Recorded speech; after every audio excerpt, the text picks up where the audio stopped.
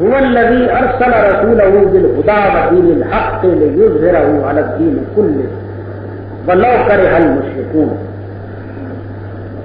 وہ اللہ ہی ہے جس نے اپنے رسول کو ہدایت اور دین حق کے ساتھ بھیجا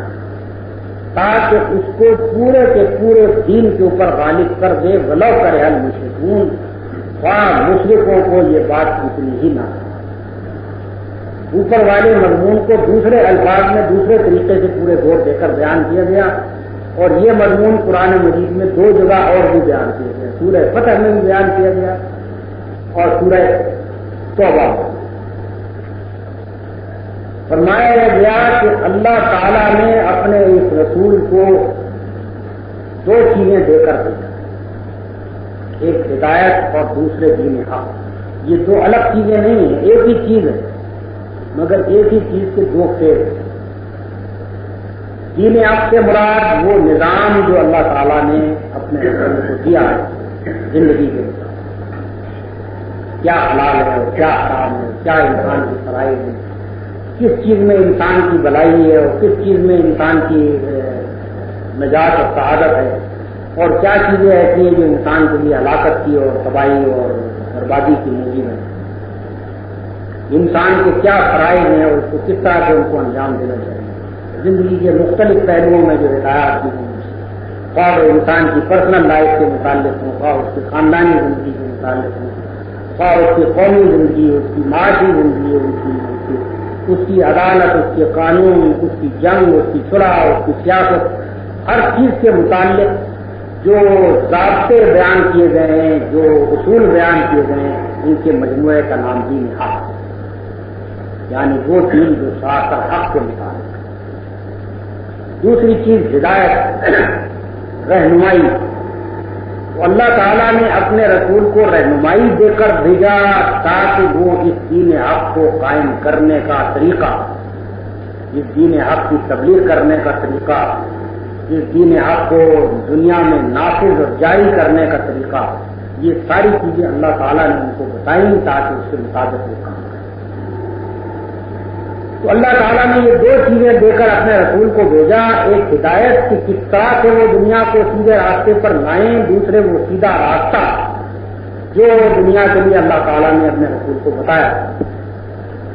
لِیُظْہِرَہُ عَلَى الدِّینِ كُلِّهِ، اور اس غرض کے لیے اللہ تعالیٰ نے یہ 2 چیزیں اپنے رسول کو دے کر بھیجا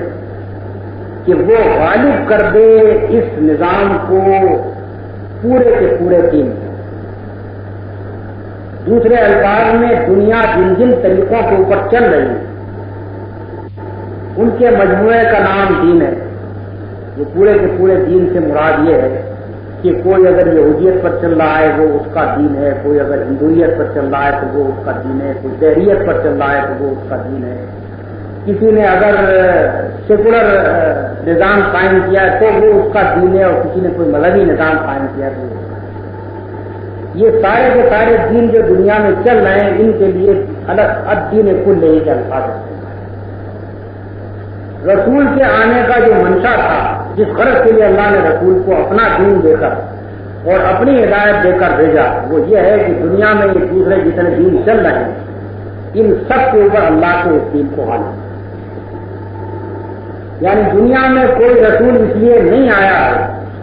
کہ کفار کا غلبہ ہو اور ان کے ماتحت رسول اور اس کے پیرو ذمہ بن کر رہے.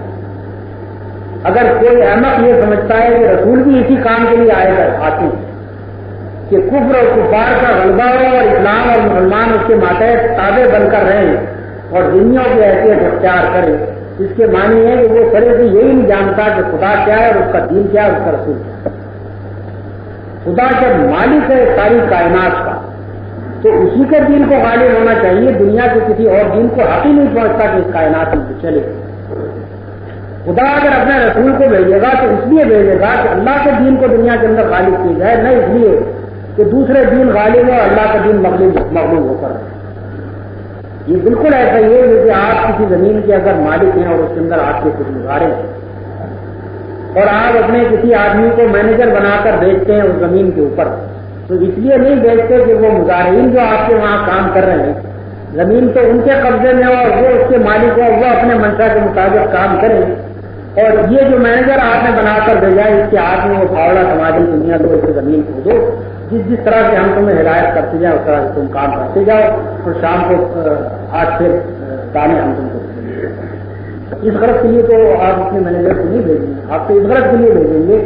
کہ وہ آپ کے ان کاشتکاروں پر جا کر حکم چلائے، نہیں اس لیے کہ ان کا تابع بن کر ہے۔ یہی پوزیشن اللہ کے رسول کی ہے کہ جب اللہ تعالیٰ اس زمین کا مالک ہے تو مالک اپنے رسول کو اس لیے نہیں بھیجے گا کہ اس کی زمین کے جو دوسرے ٹیننٹ ہیں جو زمین کے اوپر قابض بنے بیٹھے ہیں یہ رسول جا کر ان کا ماتحت بن سکتا، وہ اس لیے آئے گا کہ وہ ان سب کو دعوت دے کہ تم میرے احکام سے نکال،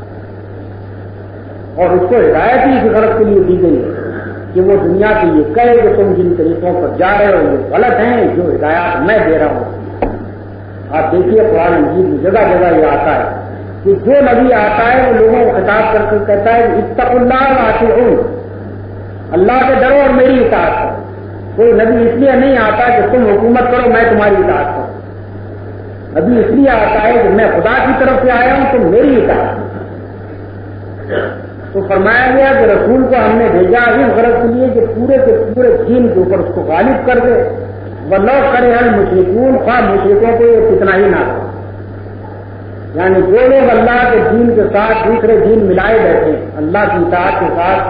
دوسروں کی اطاعتیں ملائے بیٹھے ہیں، ان کو سخت ناگوار ہوگی یہ بات کہ سب کی اطاعت چھوڑ کر صرف ایک اللہ کی اطاعت کر جائے۔ ان کو ناگوار ہوا کرے، لیکن رسول کا کام یہ ہے کہ ان کی تمام ناگواری کے باوجود، ان کی ساری مزاحمتوں مخالفتوں کے باوجود اللہ کے دین کو غالب کرے۔